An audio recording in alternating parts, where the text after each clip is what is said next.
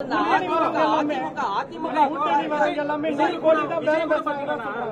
கூட ஒரு ஸ்டேஜ் ஏறி அந்த அம்பேத்கர் புத்தகம் வெளியீடு விழா நடத்த போகுதுன்னு சொன்னது திருமாவளவன் நான் ஏறல அப்படின்னு சொல்லிட்டாங்க. அவர் ஏதாவது நிர்பந்தத்தில் அது மாதிரி சொல்றாருங்களா? இல்லை, அவரை தான் நீங்கள் கேட்கணும். இதுக்கெல்லாம் நான் பதில் சொல்ல முடியுமா? நான் புரியுதுங்களா?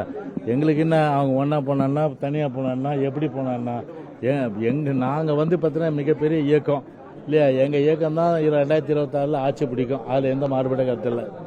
அமைச்சர் திண்டுக்கல் சீனிவாசன் வந்து ஒரு கூட்டணிக்கு வரவங்க எல்லாம் 100 கோடி கேட்கறாங்க, அதிக சீட்டு கேட்கறாங்க. அதுக்கு அவர் மறுப்பு தெரிவிச்சிட்டார் தம்பி. அது கேட்கலையா? இப்ப தமிழகத்தில் நடைபெற அதிமுக கலாய்வு கூட்டத்துல அதிமுக இடையே வாக்குவாதம் கைகலப்பு கும்பகோணத்துல நெல்லையில ஏற்பட்டது.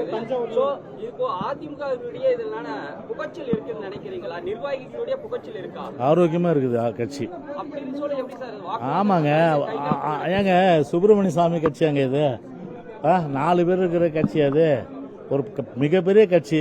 ஒரு அண்ணன் தம்பிக்குள்ள சின்ன சின்ன கருத்து இருக்கும், கருத்து மாறுபாடு இருக்கும். அது அந்த கூட்டத்தோட சரி, வெளியில் வந்த பிறகு எல்லா பிரச்சனை முடிஞ்சிடும். அதனால ஆரோக்கியமா விவாதிச்சிருக்காங்க.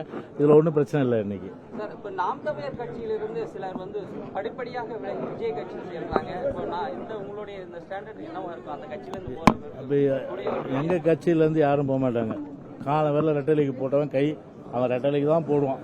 எந்த நிலையில மாற்றி குத்தவே மாட்டான். அதனால் அது 53 வருஷம் ஆச்சு. அதனால் 53 வருஷம் 100 வருஷம்லாம் சரி, ரெட்டலைக்கு போட்ட கைகள் என்றைக்குமே ரெட்டலை தான். அது வேற எங்கேயும் போகாது, வேற எந்த கட்சிக்கும் போக மாட்டான்.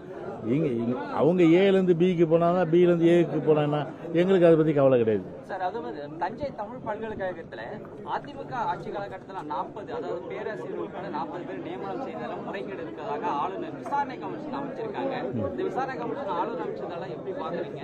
இல்ல, இப்போ பாஸ்கர் என்ற சார் இப்ப இருக்கிற திருவண்ணாமலை கூட பணி நீக்கம் செய்யப்பட்டிருக்கிறது. இல்லப்பா, அதாவது எதுனாலும் தவறுகள் இருந்தா கண்டிப்பா வந்து அதுக்கு வந்து விசாரணை கமிஷன் அமைக்கிறதுல எந்த மாறுபட்ட கருத்தும் கிடையாது.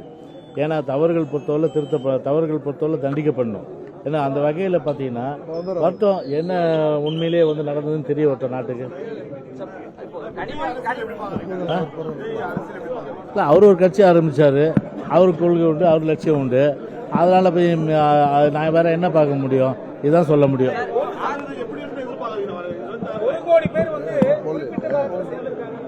இது இல்ல, அவங்க கட்சியில் அவங்க சேருவாங்க. இல்ல, அவங்க கட்சிக்கு வந்து அவங்க சில பேர் மாற்று கட்சியிலிருந்து போவாங்க. எங்க கட்சியிலிருந்து போனாங்களா? எங்க கட்சியிலிருந்து யாரும் போக மாட்டாங்க. எங்க கட்சியில இருக்கவங்க எங்க கட்சியில் தான் இருப்பாங்க. எங்க கட்சியை நோக்கி தான் இளைஞர்கள் இன்னும் அதிகமா வரக்கூடிய வாய்ப்பு இன்னும் 1 வருஷத்துல இருக்கு. ஓகே, போலாமா?